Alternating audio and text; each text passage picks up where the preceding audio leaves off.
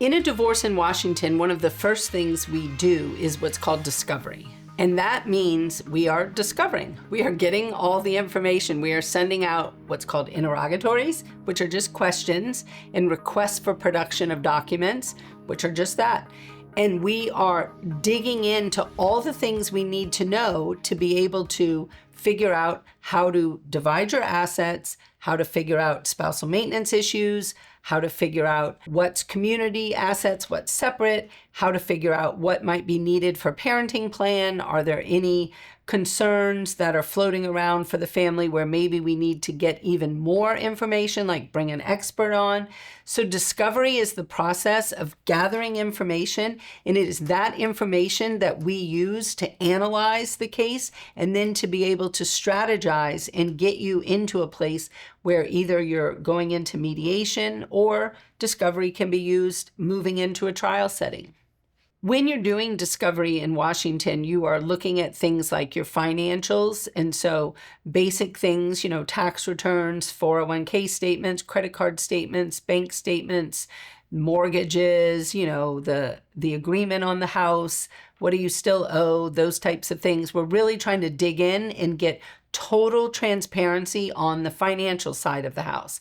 And then from a parenting standpoint, we might be looking at things like school records, medical records, maybe even therapeutic records. If there's something that's going on with the children that we need to dig into, we're going to look for that information, because that is where we kind of start our analysis. It's gathering all this information in the discovery process and then looking at it and evaluating it and deciding, okay, now what's next?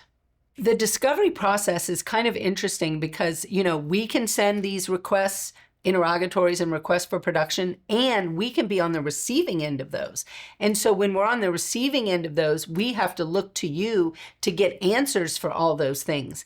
And sometimes it can feel a little bit like a part-time job for a bit, because you might have 100 questions that are coming at you that we need answers for and we need information on.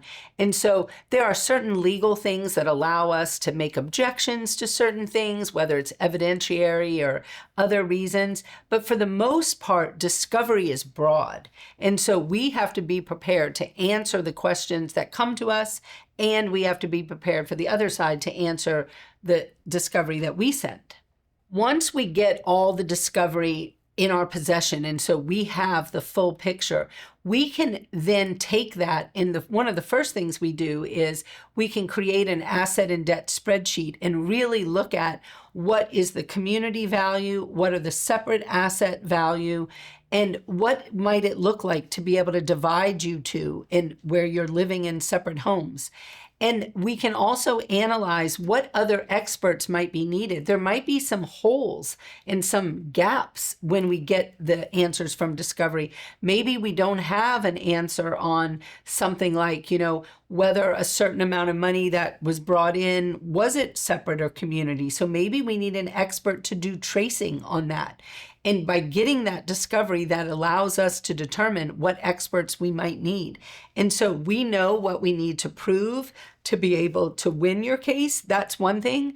We also know what we need to do to be able to bring your case to mediation from a strong standpoint where we can help you get what you need in those non-negotiables that you have from a mediation standpoint. So discovery really serves as the basis of all the work we do. If you have any questions about discovery or the discovery process in a Washington family law case, please reach out to us at Elise Bowie Family Law. We'd be happy to talk to you, happy to show you, like a sample of what discovery looks like, just to help you understand more about the process.